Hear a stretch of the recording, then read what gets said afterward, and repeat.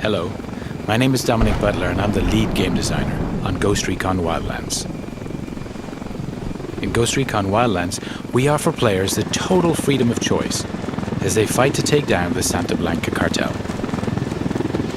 A few months ago at E3, our 4 ghosts raided a camp to extract El Pozzolero, a buchon of the Santa Blanca cartel.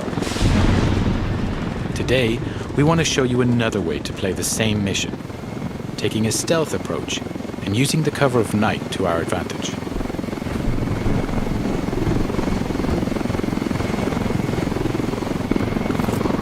Weaver, Nomad and Holt are base jumping from the helicopter. This is one of the 60+ vehicles available in the game for you to use as you explore the world. Today, 4 devs are playing the demo in co-op. But Ghost Recon Wildlands is entirely playable from beginning to end, in solo where you're supported by your AI teammates. Weaver has landed on a cliff nearby to gain a vantage point and provide cover for Nomad and Holt, who are now landing and moving towards a cartel checkpoint.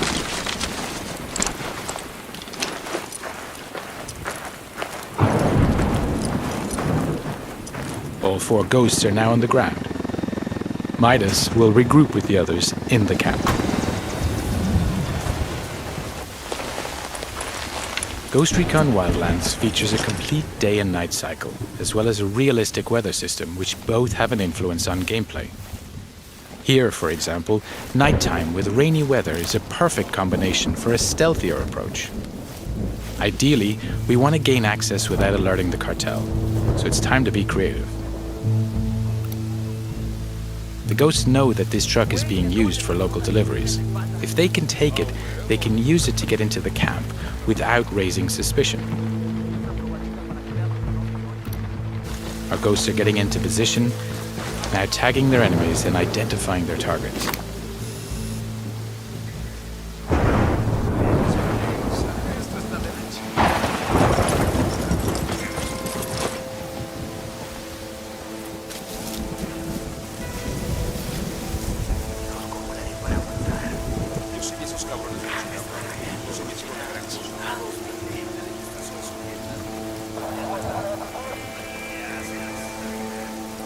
Midas is now using the sync shot feature to assign targets to his teammates. The sync shot makes its comeback in Wildlands and is the perfect feature to coordinate your action with your team. Here we go. And that's a perfect execution. Playing solo, you'll be able to issue simple orders to your AI teammates to achieve the same deadly result. Now Nomad and Holt are going to use the truck to get into the camp without being detected.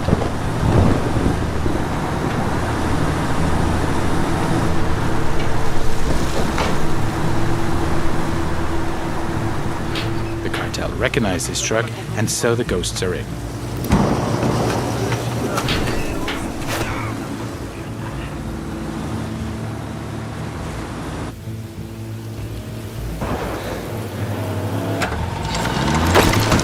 Holt has jumped out of the truck and is preparing a possible exit strategy by placing some C4. Landmines, frag, flash and diversion grenades will also give you the explosive edge and help create diversions. With more than 50 weapons available in the game that you're able to use and customize with hundreds of different attachments, it's up to you to choose the right weapon for the job. Each of them has its own ballistics model with piercing, dispersion, and bullet drop.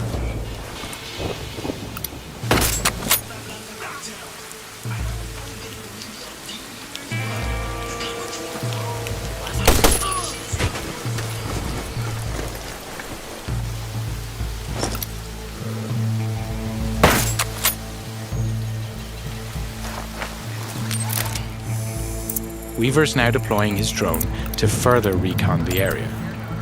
He switched to thermal vision to easily detect local targets. Other special upgrades can be added to the drone too, including an EMP pulse that deactivates electronics, a noise generator, or high explosives.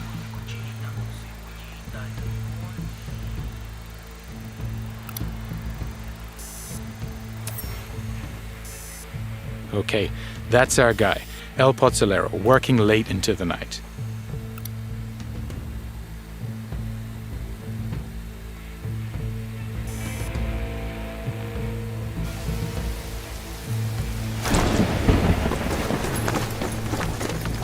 Now that we have his exact location, Nomad is going to park the truck near to the target. In order to complete your mission, coordination and communication are key.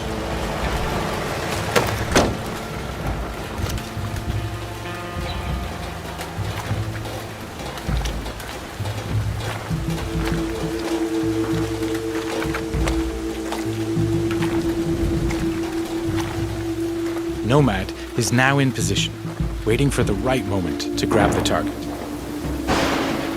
Midas is heading towards the camp to rejoin Holt and Nomad.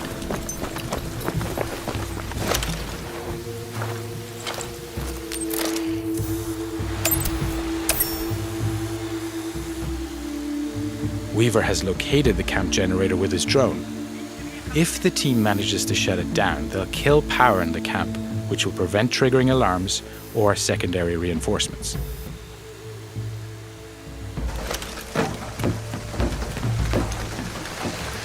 Midas is now making his way into the camp, avoiding the patrols en route to the generator.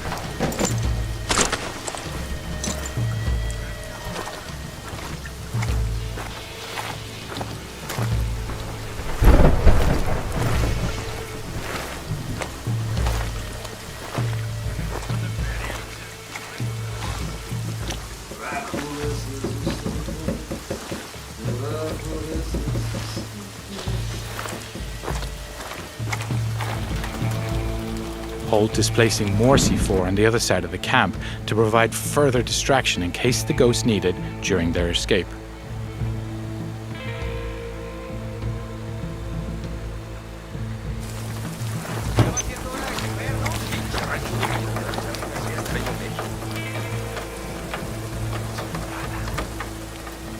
The diversion grenade is another great tool that can be used to distract enemies.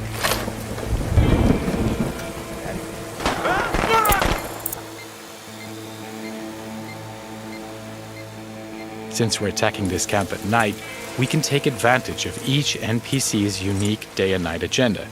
For example, this soldier here is taking a rest.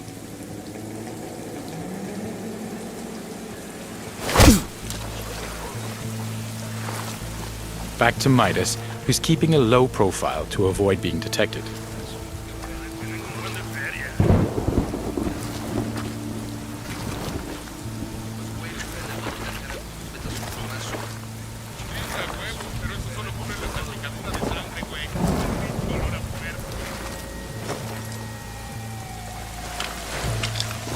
Holt is making his way towards Nomad and El Pozzolero's location.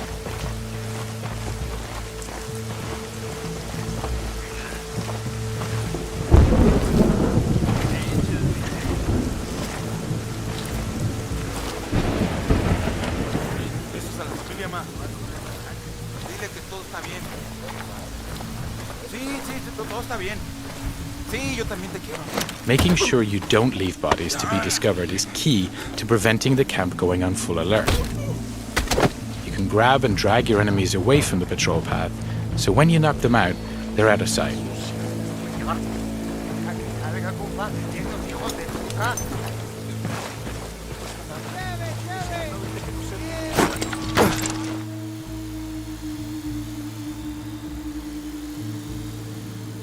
Midas is climbing between the camp buildings to reach a better position.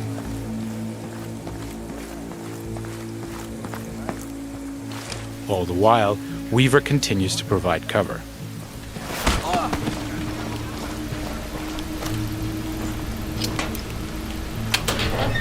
Having reached the generator, Midas can disable it to kill the lights throughout the camp.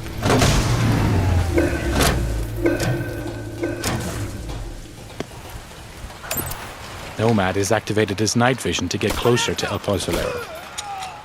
Now, while enemies don't have night vision, they will become suspicious as to why the lights are suddenly out. Now, we need to extract our target from the camp. The enemies are now alerted by the noise and are trying to find its origin.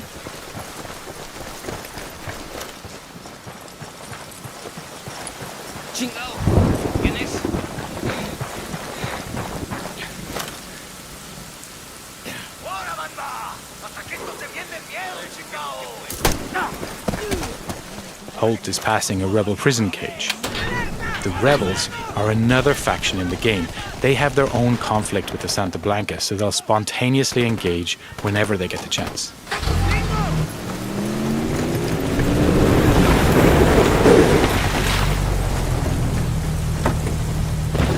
Nomad has just put our target into the truck and is moving towards the exit.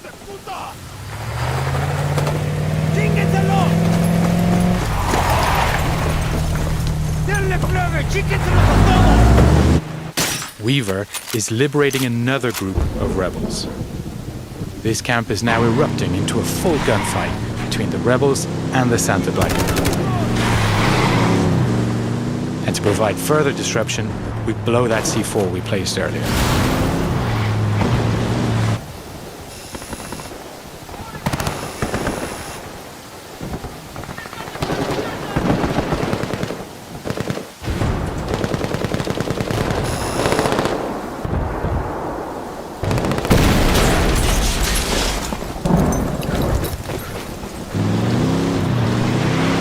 Weaver is now headed to rejoin the others, clearing the last of the Santa Blanca in the wild who were attracted by the gunshots.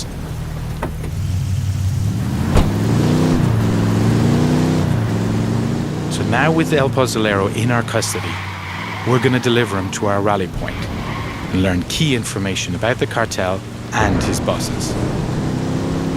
That's the end of the demo.